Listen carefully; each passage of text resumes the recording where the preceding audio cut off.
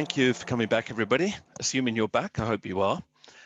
So you've heard what I've had to say there, but we did talk there about needing to maintain a sense of balance and a sense of humour. Well, Gordon Rochford, I hope, is going to do this for us today. I saw Gordon at a conference in Ireland a couple of years ago, and just was so struck with the power and right the sense of lightness around what are very serious subjects. Gordon is a part of a podcast called Those Conspiracy Guys, which is very widely distributed, and some of you will know it. But it's a real pleasure to have Gordon here today, and he's going to give us a bit of an overview, I think, of many things that are going on right now. And we're going to leave you with Gordon for an hour, and then we're going to do some Q&A, and we'll see what's in the chat box at the other end. So Gordon, thank you ever so much for joining us, and over to you. My name's Gordon. I'm the producer of Those Conspiracy Guys podcast. We're a comedy podcast talking about conspiracy theories, true crime, weird shit, and Bigfoots, and interdimensional space lizard pedophiles, anything and everything. And we try and take a lighthearted look at the stuff that people get mad serious about, man. It's very, very warm here. I hope you can't hear my fan going, but it's about 26 degrees here in the west of Ireland where I live now, and I'm in my studio with the curtains down so the sun doesn't bake me.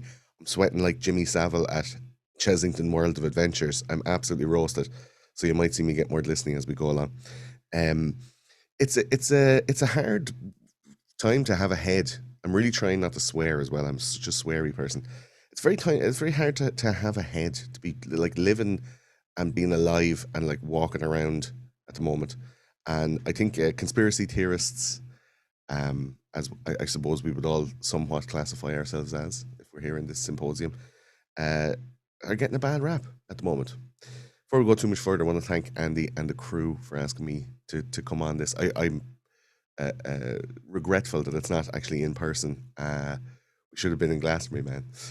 But this will do for now. And when the lizards let us leave our homes, I'm sure I'll see you all in real life. It's getting to be a point where normies are starting to question the narrative. They're starting to question like what's actually happening. Because before COVID, let's say, which is a great catalyst for this type of thinking, it was kind of a nebulous, like ethereal, non-physical, non-tangible, intangible concept. Conspiracy theories is like, yeah, JFK and 9/11 is an inside job, and everybody knows the memes. But now there's an awful lot more people, because they have more time at home. A lot of people on furlough, a lot of people on just 100% unemployment. Go home to fuck. You're not needed. Get out of here. And they're sitting at home going, why is the world not fair? For the first time probably since their teenage years, when that stuff starts kicking into the human brain, when you start developing concepts of fairness and start looking at inequalities simultaneously.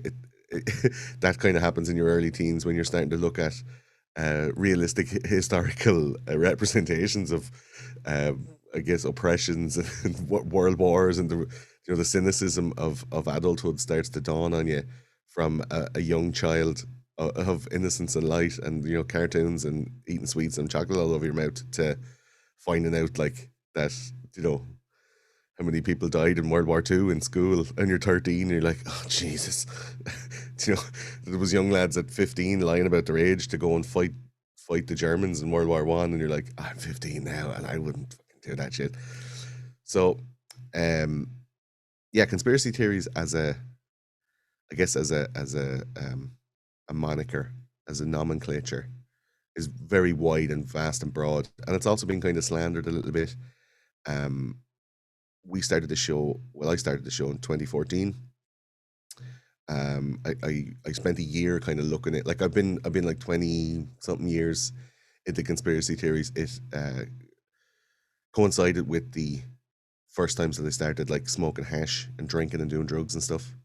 I mean, is there a correlation? Probably. But it was probably to cope with finding out about all the people that died in World War II. You're like, Jesus. Show me all the music of the 60s. The Vietnam War, wait.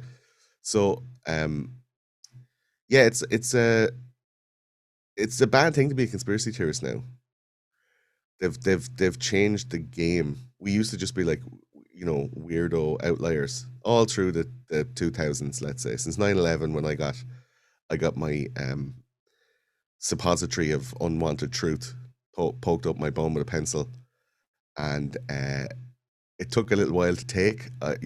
I didn't live in an English speaking country for a lot of the early 2000s, and I was kind of on my own in a language that I wasn't proficient in. So I spent a lot of time on the internet radicalizing myself, and I ended up looking at a lot of I guess what was called questionable material. Now, it wasn't as widely available or abundant as it is now. So you can go on to, like, myriad video services like Rumble and Odyssey and Rockfin and all of these other things, and find documentaries and people talking about all this stuff. In the early 2000s, it was Alex Jones, it was David Icke, and maybe one or two others, and that was about it. And then you get these robot voice documentaries that you could download from, like, eDonkey 2K and shit, LimeWire and shit like that, and get these what would become YouTube videos of the mark of the beast. He who shall not have this mark cannot buy or sell. These kind of mad early 2000s docs, and I steeped myself in that stuff, and I didn't see anything wrong with it. It was a bit of crack.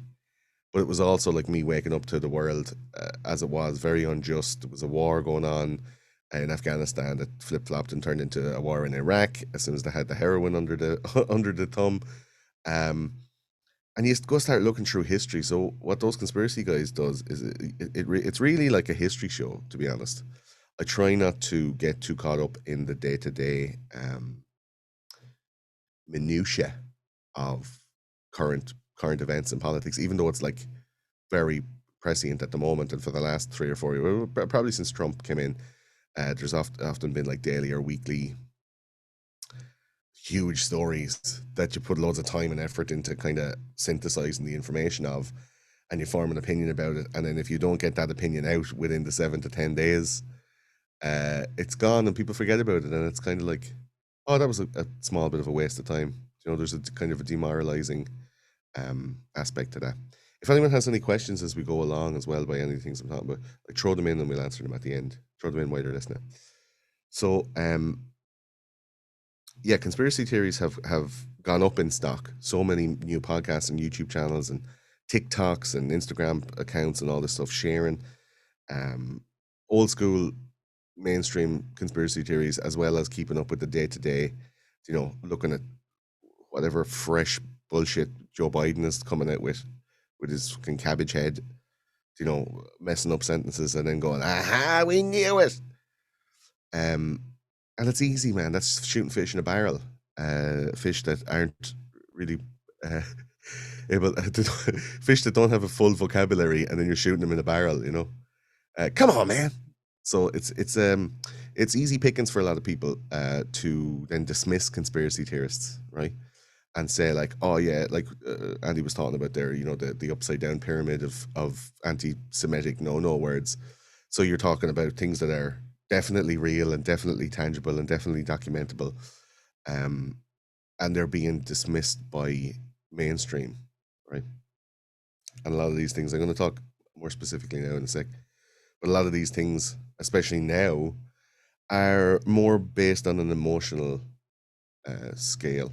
So I've been doing some work on myself, and I think the reason a lot of people are able to go into conspiracy theories, or especially like watching true crime documentaries and murders, how many people did he kill? Like these looking at these documentaries, and they're just like grotesque crime scene, people's hands chopped off and bullet wounds, and look, they flash all this shit at you, and you're like, yeah, and you're eating crisps, like looking at people's exploded bodies, like, what a time to be alive, so yeah, people are in general, I think, starting to kind of shut down emotionally, and this happens over time with consistent negative stimulus, right? And I think conspiracy theorists who are in the long game, like Andy and probably a lot of other people here and a lot of other speakers in symposiums and conferences that you've talked to before, I would dare to guess that a lot of that emotional resilience is there for those people over the long haul. Because you've kind of seen a lot of stuff and had your hopes high and then been disappointed, and like, oh, maybe let's find this thing out, and you've kept up with the minutiae of this daily 24-hour news cycle rolling and hopium syringe that's being pumped into you. When are we going to get the JFK papers, and when are we going, and maybe like QAnon is a perfect example of that. We'll talk about that in a little minute, but your emotional resilience, your hard skin is much harder the longer you're doing it. And I think a lot of the people coming into it now are getting like rudely awakened, and they're going real deep, and they're not really able. They don't have the skill set. I liken it to maybe playing an online computer game, and there's a load of people who are veterans and they have all the power ups and all the armor and the cool guns. And then these other people are coming in going, I want to play too. And then they started like 2 weeks ago, and they're like, pew pew, and getting smashed every time they're spawning and just getting smashed, getting destroyed. And they're like, this is a shit game. I hate this. I can never win. And all the other people are like, yeah, man, you just got to like put your time in, like get your points, build up your armor, make sure you're not leaving yourself vulnerable. So there's a lot of new conversations around conspiracy theories with the derogatory term normies. I'm finding myself in conversations where I have to be like, okay, in my own mind, like, okay, it's a nice dinner party. These are friends of yours. You haven't seen them for a while. Just don't talk about the paedophile elite. Don't talk about Pizzagate. Just don't talk. Oh, yeah. How are you doing? Yeah. How are you? How's the kids? Not abducted and scared to death, and then their adrenaline, siphoned from their blood as food for interdimensional lizard demons. Yeah, good. Yeah. First class. Nice. Yeah. It's on the tip of my tongue all the time. It's at the top of my brain all the time, and you build up like an emotional scab. So you're not putting yourself under this pain, this torture all the time, right? But there's obvious manipulation, false flags, media disingenuousness, celebrity moralizing, that would just turn your arsehole inside out. Do you know what I mean? Like listening to Gal Gadot and all her friends said, imagine all the people that don't have loads of cash. Like, who the fuck? Imagine that WhatsApp group where they're all like, hey, you guys, I was thinking we should maybe sing a John Lennon song, make it black and white for emotional effect, and we do it on like really low quality phones, and I don't know, someone will edit together, and we'll save the world. Like, are you fucking messing? Like, who thought that was a good idea? And that went out everywhere, and everyone was like, the state of these celebrities. Who the fuck do they think they are? Do you know? A lot of these examples of plainly observable logical fallacies, this public narrative that's being destroyed daily by people who are analyzing this stuff for a really long time. They've got very strong at picking stuff apart. And obviously, like the ubiquitous nature of social media and, the ability for people to be able to make their own stuff to a very high quality makes it more palatable and more consumable, so that there's a lot of people then making and consuming the stuff. It's not like, secret letters being passed, or like I said, those LimeWire videos being downloaded. Like there's a whole industry then of conspiracy. And like Andy talked about, there's a financial imperative. If you have a business around it, the likes of, I don't know if Andy said his name, I think his name should not be mentioned because he gets stricken from the record, like Alex Jones or somebody like that, like David Icke, somebody like that, who has been depersoned online. The stuff that they're saying is unacceptable. anymore. But they've been saying it for 25 years, and now all the stuff they're saying is coming true, and people are like, ah, you know. There's also this meme culture, and through stuff like TikTok and Instagram stories and Instagram posts. Not so much Twitter, because that's a very left leaning, shadow banny type of platform, and obviously Facebook is dead to those who are in the know. It's only really kind of some people left over. The leftovers are still on Facebook. You're not cool if you're on Facebook, lads. Come on. So yeah, there's a load of logical fallacies and public narrative that's really sticking in the throat of the public. They can't swallow that shit because it's just too unbelievable, and these memes are perpetuated on social media, and they're dropping in knowledge and going like, "Hey, Jake, did you ever hear this?" Encapsulating all of these kind of thought projects into a one image with some text on it. You're reading it, you're like, "Huh, is that?" Off we go into the browser, and you start researching, or the fastidious memers will bring links to lead you around the place. Um, it then led to, as we've all felt probably in our searches and in the people that we follow, led to a blanket social media oligopoly, a technocratic oligopoly, where they'll come in and say, these are unverifiable facts. There's warnings on everybody's shit. Anything that you put in has keywords in it. It's like, boom, people getting shadow banned. Independent fact checkers it's now a booming business. I don't know how you apply for that job. How would you apply for? Have you any questions for us? It's like, yeah. When's the last time you said the N word? Like, it's such a weird, like, insidious and very obvious truth obfuscation exercise. And people can see it because they're scrolling through their Instagram thing, and there's a little black bar with a white eye, and it says, some of the information in this may be questionable, and blah, blah, blah, blah, blah. And then it's like an actual fact, a thing that's been proven, but it goes against the narrative. And people are like, that, that, that shit doesn't weigh up. Like, I know this is true because I've seen it with my eyes. I watched the C-SPAN video. I watched the thing.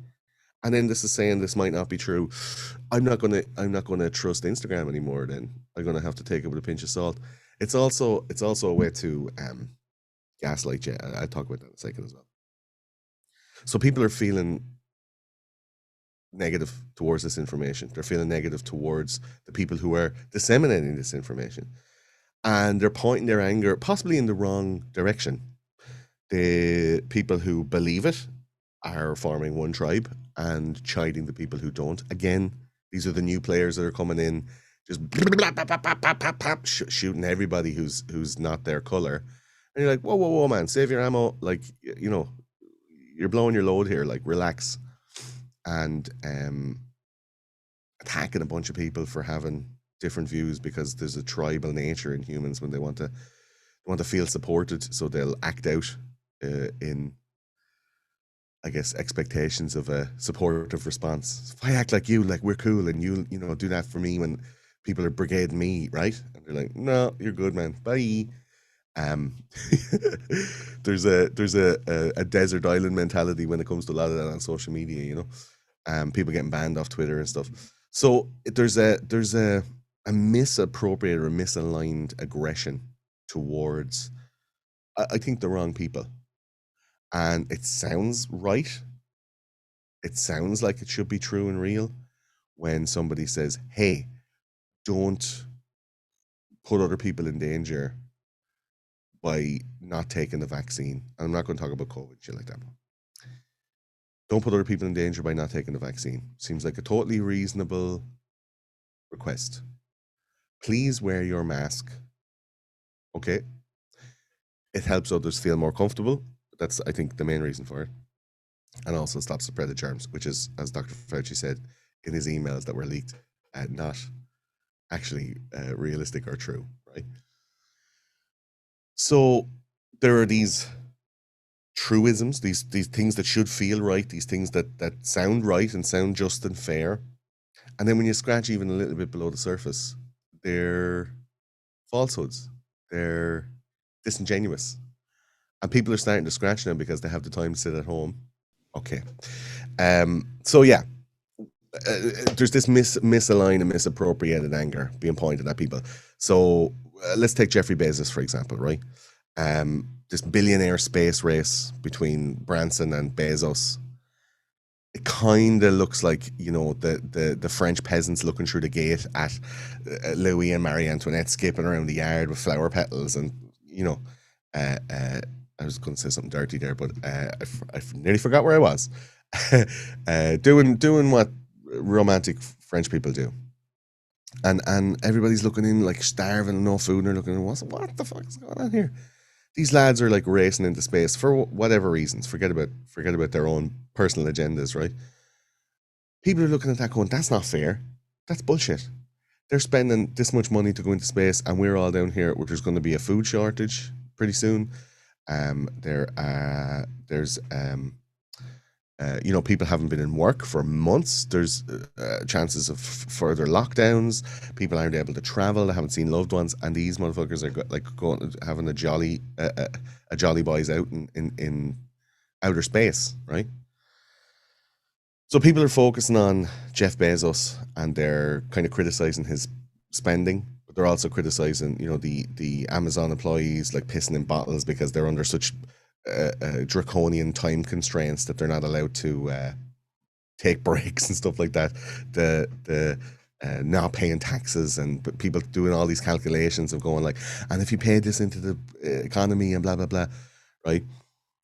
They're chiding him on his massive wealth, and like people like Bernie Sanders are like, tax the billionaires, and Alexandria Ocasio Cortez saying, oh yeah, we gotta tax these billionaires. They're because of their not paying taxes, we're all having a shit time.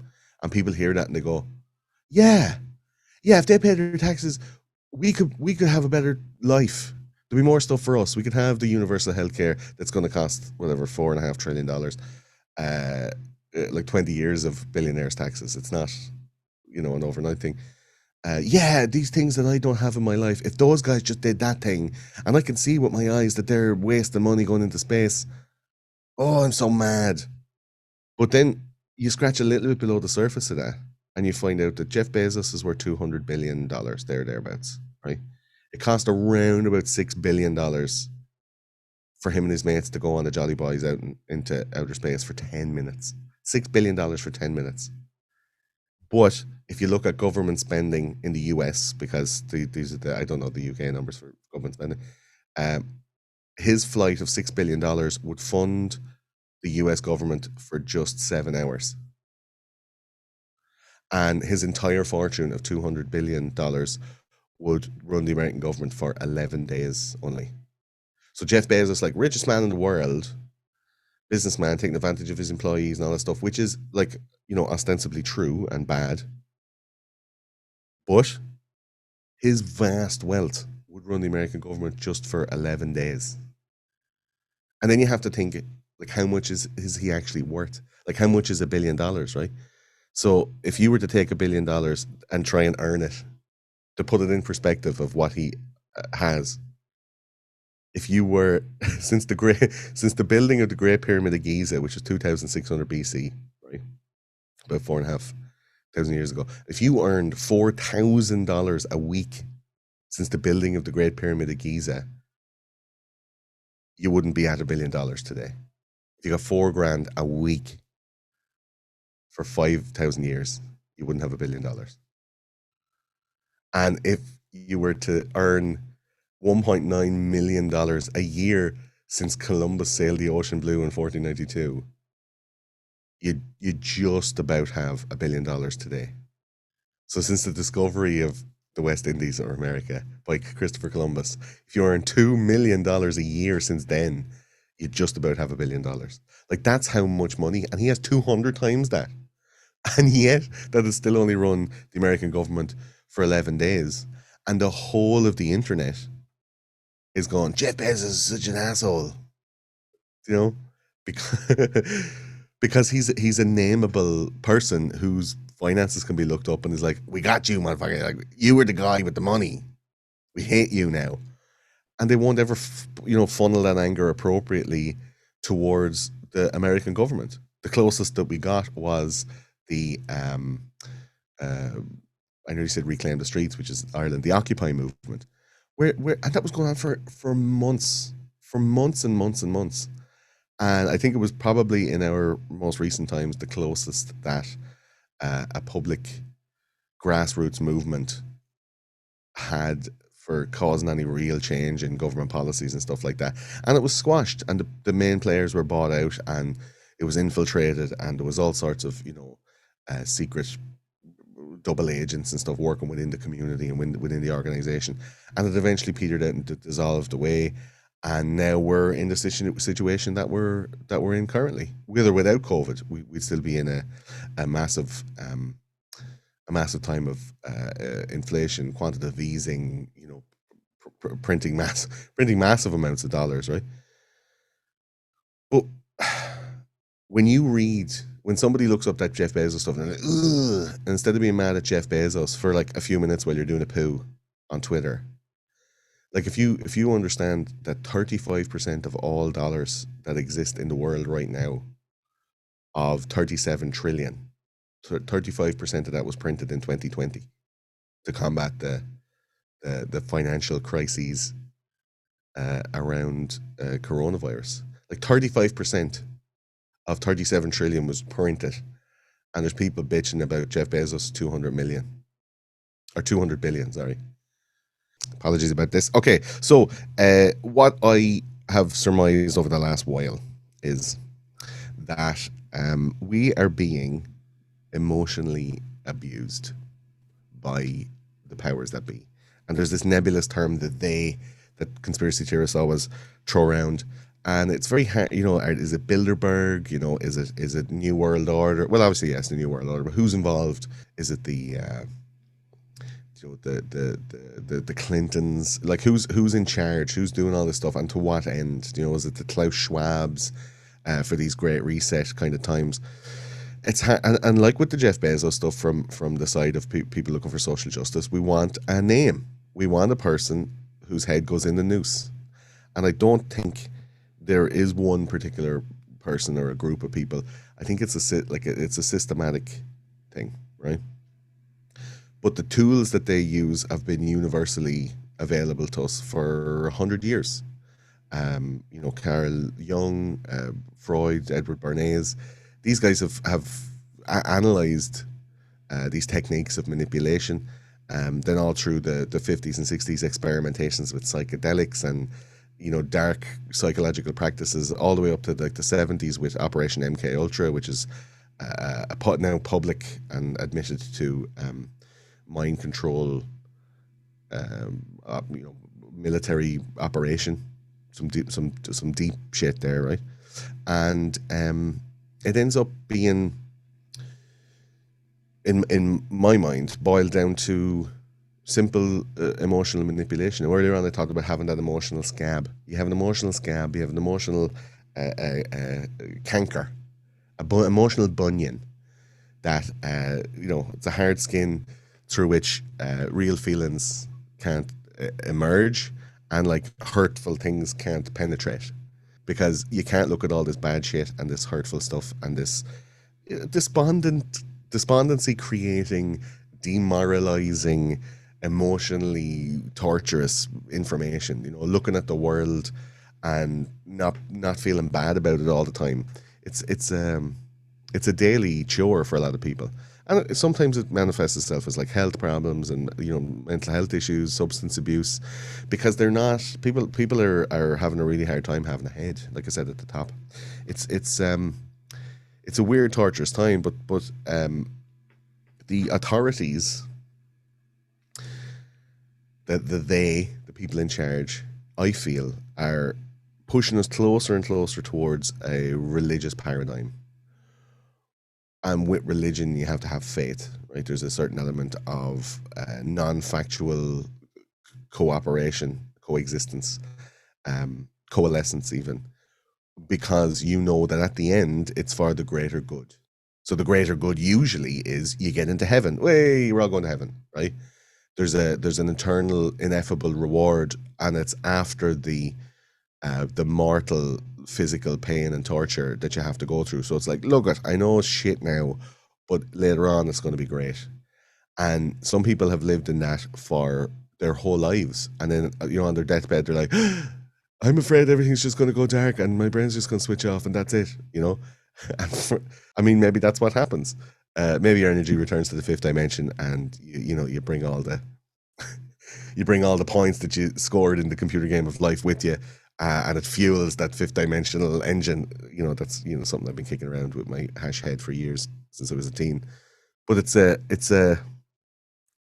religious, or how would you say, an organized religious, a scientific theocracy, right, is being created, where the likes of God, or the likes of the faith of Jesus, the faith of the Lord, the faith of the universe, whoever you want to call the power that puts like Forrest Gump. I don't know if it's all planned out or we're just floating around on like leaves on the breeze. I don't know if you was right on Mama, Jenny. Like, is there a plan? Is there something that we can really hang our hat on? And up until about 2 years ago, it was like, yeah, science is cool. Everybody knows everything about science. And for the last 18 months, science has been pulled apart like some kind of hokey, cultish religion, where some people believe some parts of science and go, yeah, that's the bit I know about. I can look at that study, it confirms my bias, so I believe in it. And then there's other parts that are like, well, I actually don't believe in it. And they've taken apart science, like the term science, they've deconstructed it in such a way, and I'm talking about they as in like the people online, be they conspiracy theorists or no. They've deconstructed science into something that you can pick apart like tracks of the Bible and kind of interpret to your own to your own sensibilities, whether you have training in the science or not. So you would look at people's, the extracts from people's scientific papers and go, okay, well, this looks like it's going to confirm the thing that I believe, which is, AstraZeneca vaccines cause blood clots. So I'm going to find all those blood clots. If anyone asks me, I'm going to point them to that thing. And it's become this battle of like finding the thing that proves your point in a kind of a religious way, in an ineffable, kind of unquestionable way, where you can say like, well, I believe that this bad thing's happened to me. All these children that died from cancer, that's God's plan, and they were meant to come here for just a small time. And I know, it's painful for the parents and stuff like that, but it's God's plan. Now, if you're a parent who has a child who's died from cancer, you kind of don't want to hear that fucking shit. You're like, you're for real? Now, some people might comfort you. To me, it would annoy the shit out of me. I'm like, who the fuck are you, and how do you know about God? Who are you, like, And it's okay to do it about God. It's okay to do it about religion. It's a personal choice. It's a personal process. But then to go and do it about science and do it so publicly, people are doing it so publicly and going, I come down on the side of this. And it's almost like, in Rick and Morty, and they have the people with the triangle nipples fighting the people with the square nipples. You square nipple bastard! Like, it's people who are essentially identical apart from one small belief. And I was going to say Protestants and Catholics, but it seemed too serious as an example. So this science that's after being theocratized, rather than looking at it like empirically as actual fact and evidence. But the nature of science itself is like, here's the thing that I found, here's the thing that we've come to through a study, we've watched a lot of stuff, and this happened a bunch of times, and then we tried to say, would it happen again in the same circumstances, and it did. So then, we can presume that that's true. And here's a bunch of the times when it didn't happen and we left out of the study because we think that it might skew our numbers, and then people will take those things and go, ha, but you didn't see this, So we are all working on this faith. I'm sure a lot of people watching this had some, lick of a religion coming up when you were young. A lot of people through the 70s, 80s, 90s, everybody got a bang off the religion stick in some way, shape, or form.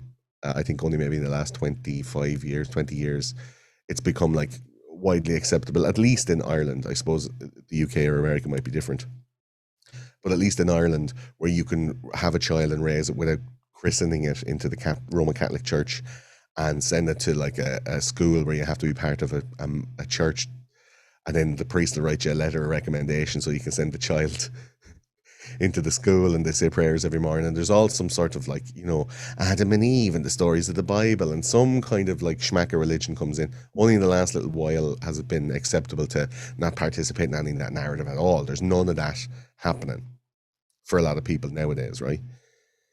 When we were young, we got all that, but we also got, to watch crazy TV shows and crazy movies. There was no such thing as age restrictions. There was no such thing as like, you can't go and watch, I don't know, Eurotrash when you're like 11 on Channel 4 and be like, oh my God, that guy puts paint up his bum and then farts on a canvas and it's art. Ugh! And you know about that at 11. You're like, why, why did I watch this? And it's in your mind forever. And it is a kind of a little trauma, There's little, watching that thing that haunts me, watching that bit in RoboCop towards the end where the guy, he gets all the acid on him from the thing when the truck crashes into the acid container, and then he's walking towards the things like, ah, and his face is all melting, and the car hits him and he explodes in a lot of green gunge. I watched that when I was like 9. I was like it, I had nightmares about it. Didn't tell anybody, but it fucking messed me up, right? And we're into this like era of really taking care of young people, really putting young people's sensibilities, less screen time and less, less sugar, like more nutrients and more of all this kind of stuff.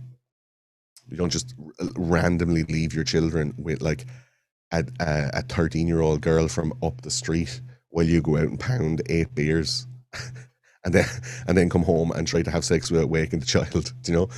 There's an awful different paradigm that we're living in now when it comes to children.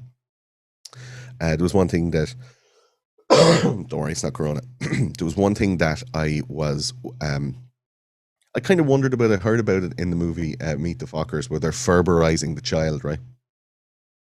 And the Ferber method is to like let the child cry out. So we've just had a baby, me and my partner, and Rena Joy is her name. She's 6 months old, and I couldn't imagine letting her cry it out. I just like leave her alone in a dark room to cry until she self-soothes. And this Ferber method, all through the 70s and 80s, is very popular, even into the 90s. You put the baby in the room, you shut the door, and you just let them cry it out. And now we know that that is possibly one of the worst things that you could do, because it's not teaching a baby to self-soothe, it's teaching a very young, malleable mind that your emotions are not valid, that no matter how much you protest, nothing is going to change. And that instead of emoting, showing your distaste or showing your discomfort and expecting a comforting response, or at least some response, you then learn to just not feel those feelings. And it's not like you're feeling better and it's like, oh, he doesn't cry himself to sleep anymore. It's like, yeah, because the poor little fucker is after losing hope. He's lost hope that if he cries, someone's going to help him. He's lost hope that if he feels a certain way, that it'll be contended with, right?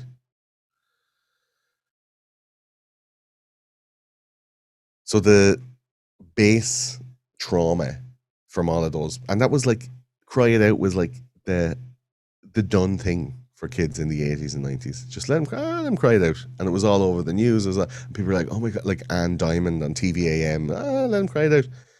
And then people were like, oh geez, no, sorry about that. No, that's the wrong thing. Bunch of traumatized babies grew up to be people that are now the people we all know, who are like emotionally stunted, who are totally triggerable, who are mad. Everyone's mad on ADHD medication, and everybody's mad into, the world is not real. I don't believe anything. I can't accept stuff emotionally.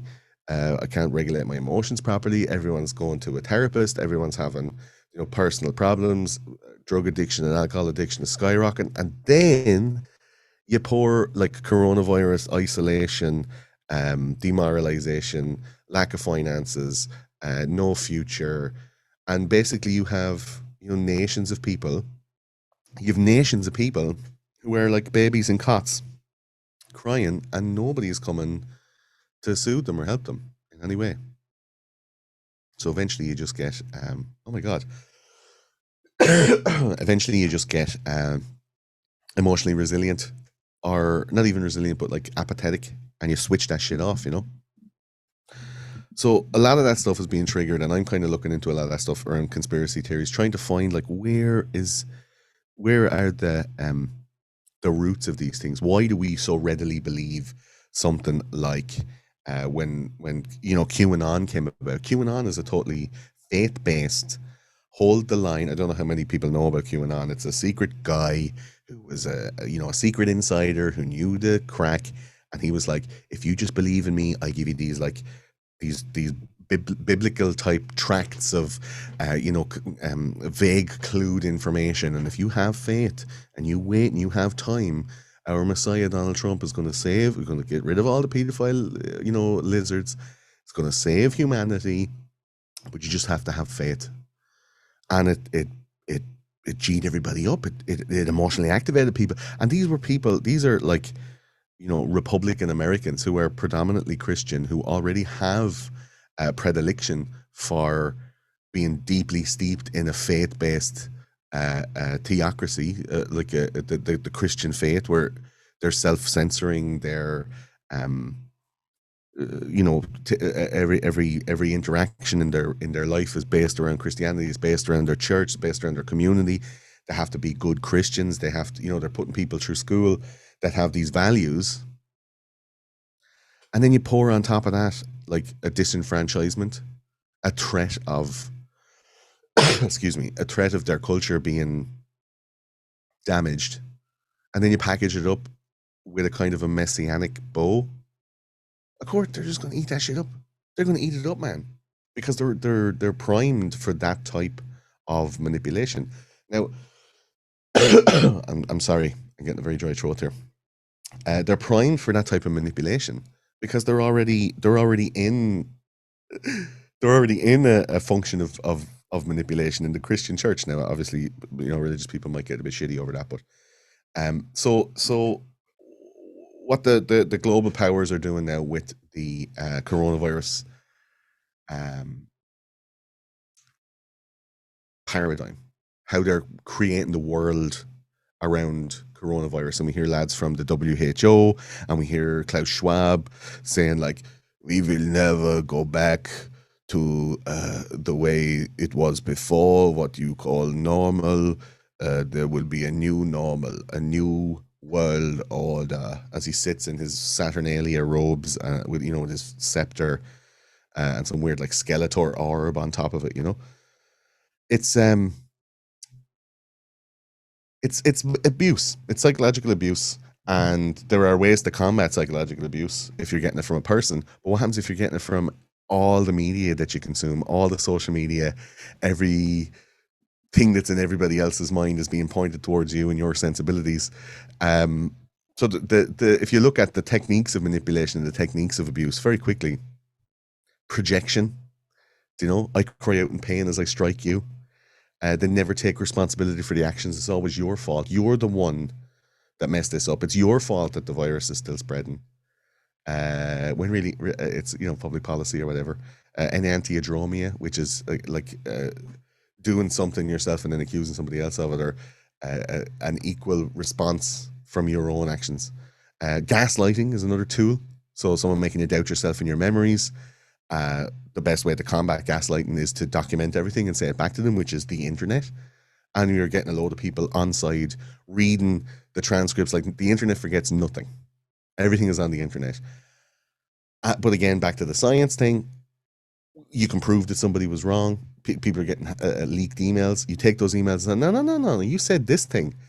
And the people who want to believe that it's that Fauci's email leaks are true and he said masks don't work, they're going, yeah, so we were right. And then the people who really believe in like vaccines and really believe in wearing a mask and taking a knee and doing all this stuff, they're like, oh, it's all conspiracy, it's made up, but it's here in front of you, it's tangible, here it is. They're like, no, my thing. Another manipulation tool is the denial of abuse when confronted. Of course, they're all doing that. They're all doing that. Intimidation and aggression. So they're using your information to maybe blackmail you, or they're taking your location, saying, look, if you don't do what you're told now, you're going to get fined, you're going to get arrested, we're going to, pester you on the streets. They've given special provisions to the guards in Ireland to put out fines and stuff like that. They're going around to all the pubs, people drinking on the streets and taking bottles and throwing them in and people are filming it, and then it's going up online, and then nobody's doing nothing about it. But it's like, they're overreaching in their authority, but people aren't, obviously there's a lot of people in London today marching the streets, but another manipulation tool to diminish your problems by magnifying their own. They're like, oh, we know now that, you're on your arse for 18 months and you haven't earned a cent. But we are having a really hard time. So we're going to take 8 weeks for our holidays in the summertime. See you in September, motherfuckers. Like, conditioning and repetition, which is the easiest form of mind control is repetition. They're taking your values and turning them against you. So if you value truth, for example, they will interpret the world to you as lies, so that you're like, oh yeah, well, I can see that as a lie, so and I value truth, so this is the but they're just feeding whatever you want to hear to both sides and having them fight, which is triangulation, which is another tool of manipulation. So setting these parties against each other using known triggers. Like, they know the people that they've got these catalogs of the political opinions, the things you look at online, all the people that you follow on Twitter, all of this stuff, and they feed you the thing that you want, so that you will, scissor people. No, that you'll fight each other. Boundary testing, shit testing, they're doing that now. Lock you down. Oh, it'll be another week. No, 21st of June. No, we'll push it on. Another 3 weeks. I know, 2 weeks, flatten the curve. Like, these things are frustrating people. And then when you complain about it online, a whole bunch of people are like, be good, back in line, be good, it'll be over soon, we believe. And the believers are platformed and signal boosted, and then the people who don't believe start to disappear, start to be cancelled, start to be pushed down. So it seems to the believers that they're still, winning in this zero-sum game. And the losers seem to be like retreating to darker corners of the internet, and they're confirming their own biases. So it's creating such a negative binary opposition, where it's right-wing conspiracy theorists, Nazis, versus like communist, leftist, fascists who want to control the world and control your speech. And it's a super fucking negative, so to counteract abuse, the easiest methods to counteract it, to understand your abuser. So most abusers are anxious or crippling self-esteem. If you're thinking the government are worried about what you think of them, you're right. They are worried. They're shitting themselves. Why do you think there's so many flip-flops? Why do you think there's so like it if it seems like they don't know what they're doing, they really don't. Think about the amount of control they have over the narrative, the amount of media companies they have to be able to feed you exactly what they want, and yet still there's stuff able to be found to prove them full of shit. To stand up to the abuser, obviously the people who are doing protests, they're pushing back online. We're having conversations like this with meetings of the minds. And the most important, I think, is change the subject and use humor to diffuse the situation. Like, this, I think, is the reason for the crippling of satire and comedy online. Like, comedic criticism is being squashed, and freedom of speech is the overarching, battle that we're fighting online. People are getting switched off of YouTube because they're like making a funny video about how 13,000 women are reporting deep menstruation problems after taking the vaccine, and all this kind of stuff. They're like, no, we can't have that now. Go away. You're gone. You're banned off Twitter. You're banned off YouTube. And these are comedians. Like, if you notice over the last like 2, 3, maybe since 2017, all the people that are getting banned off YouTube and banned off all these platforms predominantly are comedians or something based around comedy shows, a comedic. Like, Alex Jones really is he's a comic actor. He's a clown, a conspiracy clown. and he's roaring and shouting and doing all the stuff. Like, that's an act, and you can watch it like with the tongue firmly placed in the side of your cheek, going like, this is kind of hilarious and also entertaining. But if he was just like real dry or eating it, like they're turning the frogs gay, like it wouldn't have the same effect. He's purposefully overzealous. And then loads of comedians that turned to conspiracy theory over the last 2 years. All of these guys are all getting switched off because it's effective. That comedy is the sugar that helps the medicine go down, and they know it, and they're starting to switch all that kind of stuff off. Andy talked a little bit about January 6th, and I wanted to kind of use that trauma discussion to show why very quickly to show why January 6th became such a huge, and is still such a huge deal, but not really. They're talking about having it as like, this is the 9/11 of our time. They're talking about putting 9/11 next to January 6th. Like, if that's not like pulling up some old trauma from all of, I mean, I'm almost 40, so I was like in my late teens when 9/11 happened. It shook me to my core. My whole core beliefs, like my future fell just as fast as those the floors of Tower 1 and 2. Like, I was like watching it turn into some weird cancerous dust right in front of me. I was like, well, that's everything that I had planned for my life fucked. A lot of people had that. That was a massive trauma for a lot of people. A lot of people now who were in their 30s and they're like full upstanding members of society who haven't been able to work for the last 18 months were like children. They were like 10, 11, 12 when 9/11 happened. And now, I'm talking in America more so, they got more of a sting for it.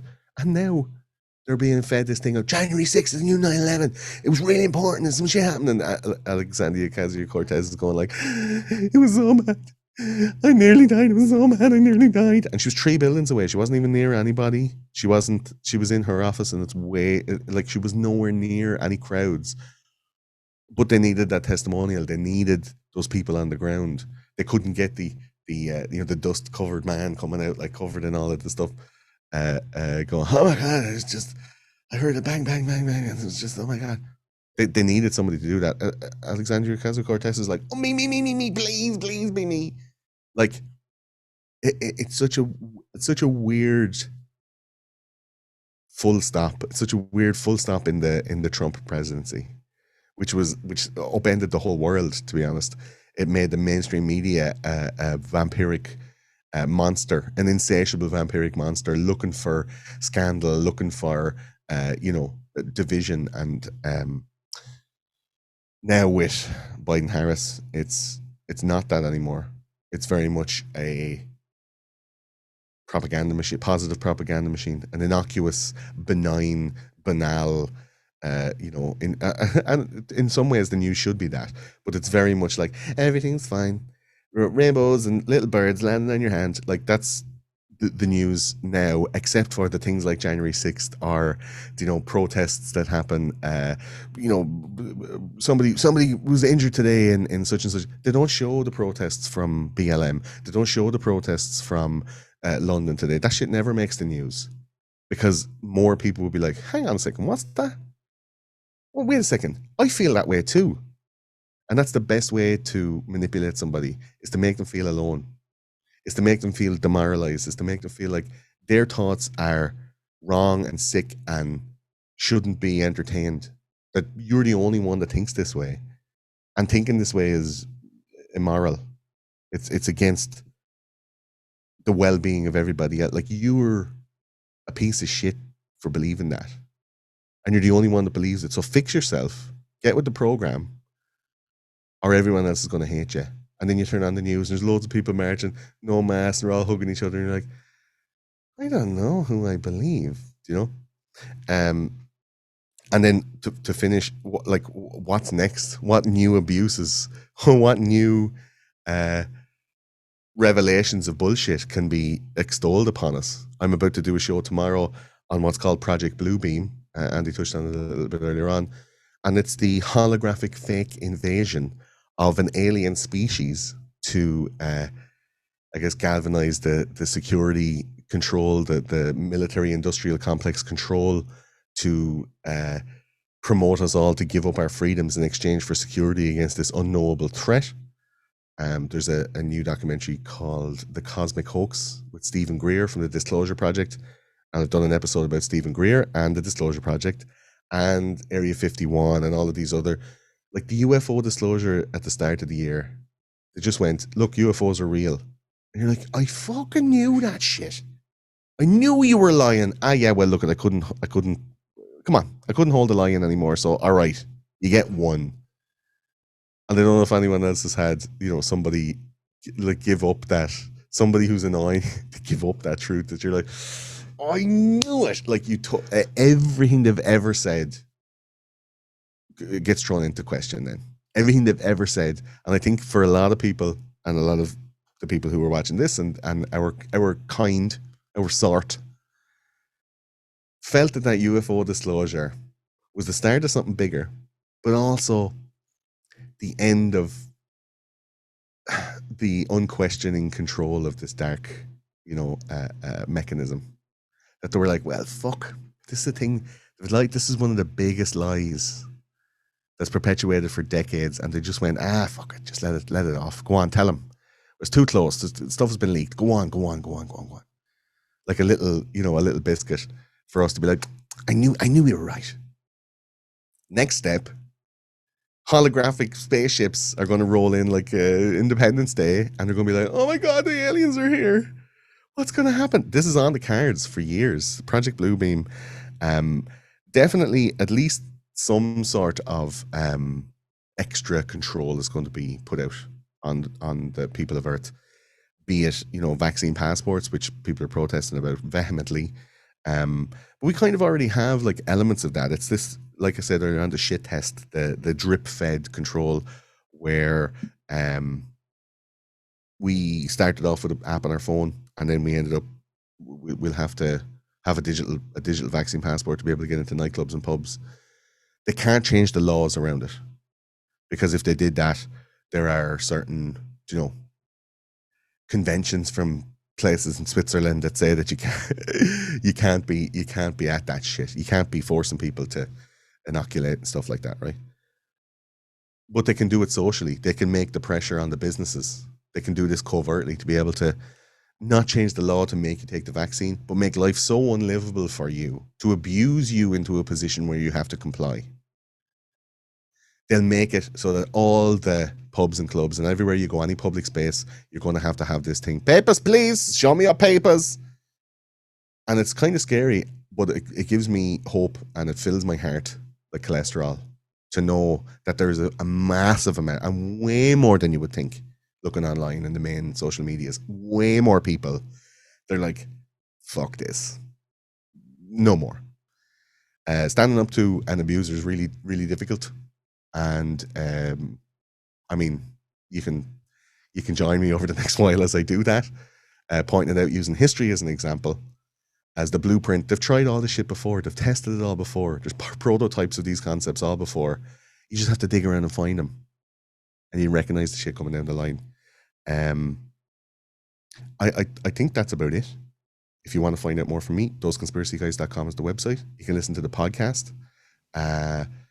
There are so many episodes. I think 180 episodes. They're around 3 to 7 hours long. Some of them, like, they're big deep dives, super historical deep dives, loads and loads of detail. And the website is there to find that you want. I'm on all the platforms. And I just want to say thanks to Andy and the crew for having me on today. I'm not as sweaty as I thought it would be at the end. But yeah, I had a really good time. Thanks very much. Well, Gordon, thank you. Really appreciate that very much. I mean, I think you bring real insight to what's under the surface of all this. And I think often, conspiracy stuff, it doesn't get to the core.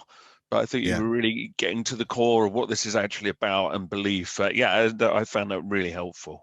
You could get caught up in the minutiae, Andy, like going into spike proteins and and it feels like you're actually making progress if you're able to find the details and go, here's the thing, and you can hold it in your hand, when really it's not that thing at all. It's not about the lemons, Gary. Do you know? Sure.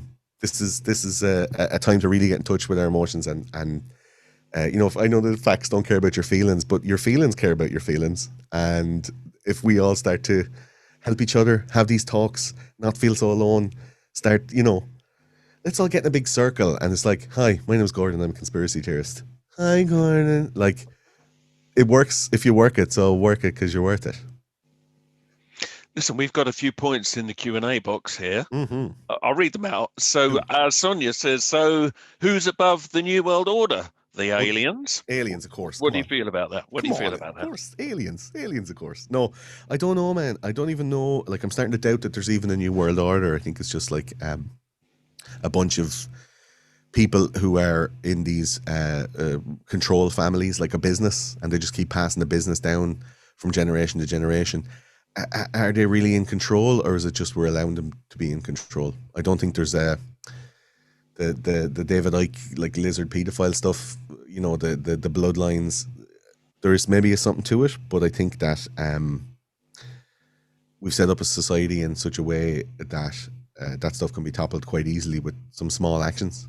And I think looking at other countries like Russia and China, how they didn't push back at all because of psychological and emotional demoralization. The Chinese Cultural Revolution in the 50s saw that 60 years later, China is the way it is now, which is under complete totalitarian control. The blueprints are there. It's people doing this shit. People are doing this, and it can be remedied, I feel. Okay, that's a very good answer. We have IR Phillips here. This is a bit long. I won't read it all out, but basically what he's saying is that people have been encouraged not to believe in Satan, and it's all turned to psychology now. But he's saying, but isn't this just perfect for Satan and all its acolytes? So in other words, that we've been told not to believe in Satan, but is that not in itself a distraction? What do you feel about the whole Satan aspect?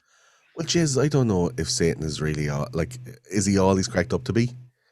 Is he as bad as everyone says? I mean, we're only a couple of sentences away from Hitler had the right idea with that kind of statement. But like, you have to. I did an episode on Jesus Christ and the history of Jesus and the lore. And Satan comes from an amalgam of a load of different stories. In Islam, it's Shaitan, who's just like, I'm a trickster. Or if you look at, we did an episode on the Anunnaki, and the two boys at the head of that were Enki and Enlil, and one of them is like God and one of them is the devil. One of them is for the benevolence of humanity, and the other one is like, gimme, gimme, gimme, I want mine.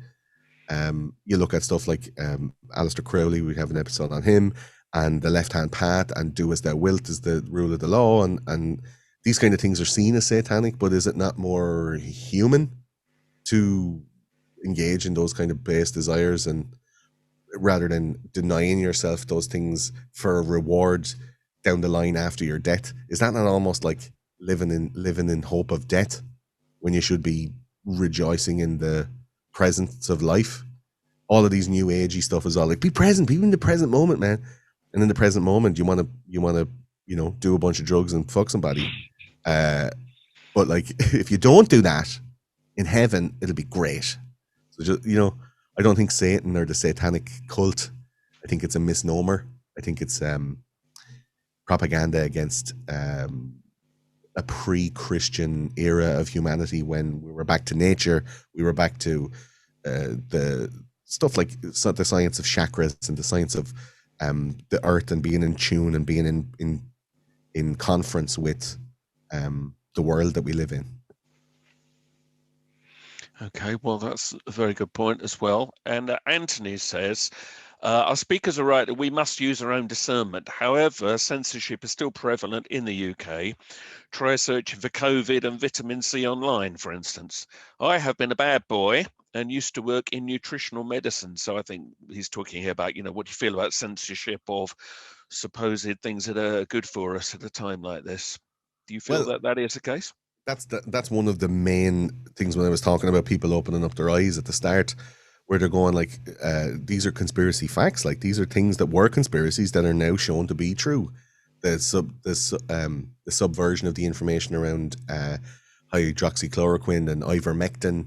Like, you can't even type ivermectin into a tweet, and Twitter is like putting up these new things now where it's like, are you sure you want to tweet this? Ivermectin is a keyword for misinformation, and you could be spreading medical misinformation, and we don't allow that as our terms and conditions. So if you press tweet on this thing, you run the risk of possibly being kicked off the platform, and you're like, fucking delete ivermectin. Like, I think that there's a definite narrative around the censorship.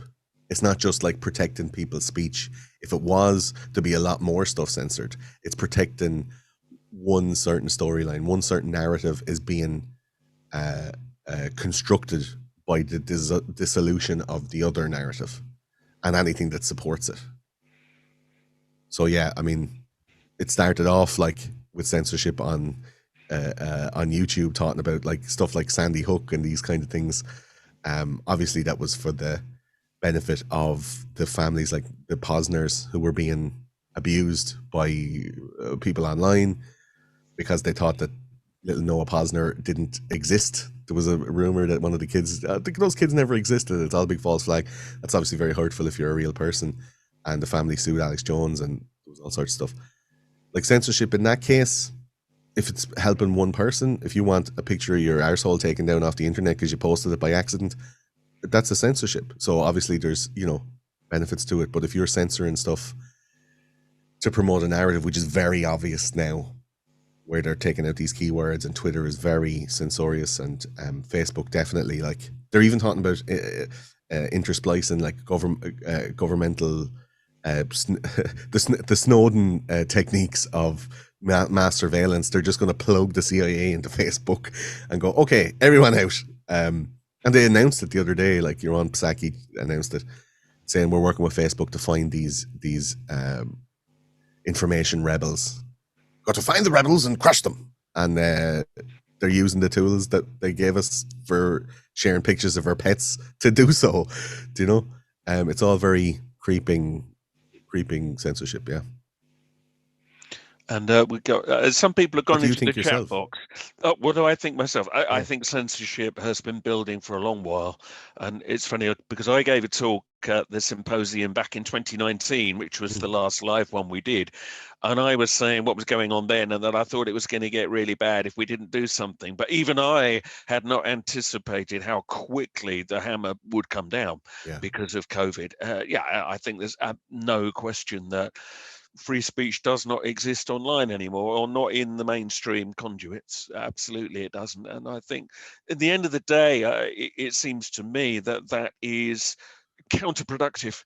And as I mentioned in the talk, all you do is just drive people further to more extreme avenues to try to get the word out there. I think just saying to somebody they should not have a view doesn't make that view go away.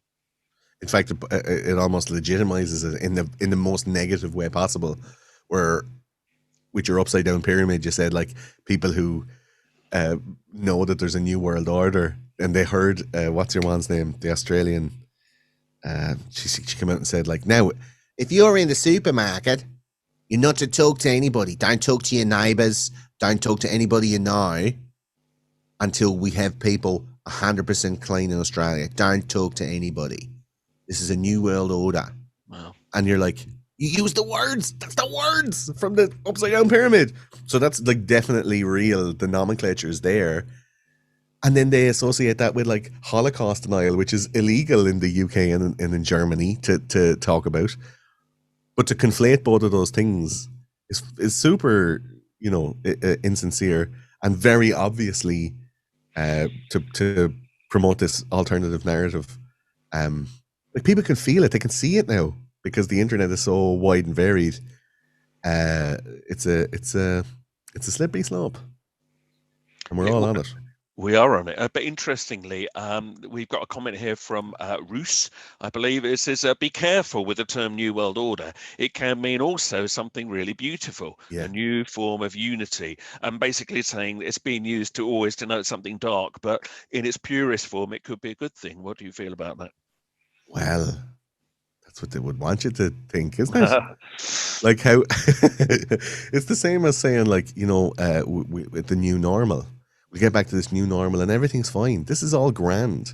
It's the meme of the dog sitting in the house that's on fire going, this is fine. It's totally fine.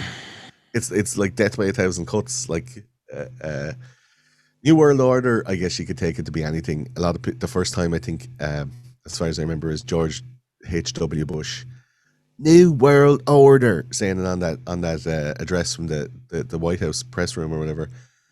That was the first time it was used. It was associated then with Bohemian Grove because he was very deeply linked in that, and the papers came out about the Bohemian Club and all the people that were involved, including like Hollywood stars and film stars and politicians and policymakers, and then the big boys like the Rockefellers and all running around in the nip in the woods, touching willies, and it became this nefarious group that want to rule the world. And it was so nebulous and so like intangible. It was all rumors, and then Klaus Schwab comes out with the Great Reset book and basically just goes, "Here is our blueprint, and whatever you want to call us, like whatever." Like the New World Order, when we say it, we know what we mean. Order has that kind of connotation of control. The Star Wars movies has the what's it called, the not The the New First Order, Order. First Order, yeah. Do you know what I mean? So like, there's an element of Mockingbird pre-programming for that term. Maybe if we wanted to be children of light and we wanted to have a new hopeful future, let's stay away. It's bad branding. Let's stay away from New World Order as our branding. maybe pick another 3 words or something. I know. No, you're right. It is so loaded, but people still use it. So there we go. What do you think about the they? The last time I talked to you was in, I think, 2018, in person, and you did that talk and I did my one on Jimmy Savile and the Creepers. But like, who's the they? Are the they now more findable, more tangible?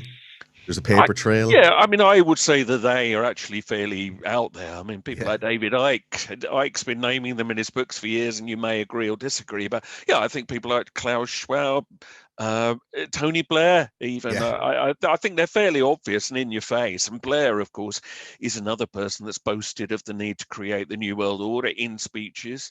So yeah, I don't think it's that hidden, and maybe that's the shocking thing. It's actually so overt that most people don't even notice. But the New World Order goes back a long way, and unquestionably, yeah, there is a plan. Whether it's the plan that the hardcore conspiracy theorists say is another matter.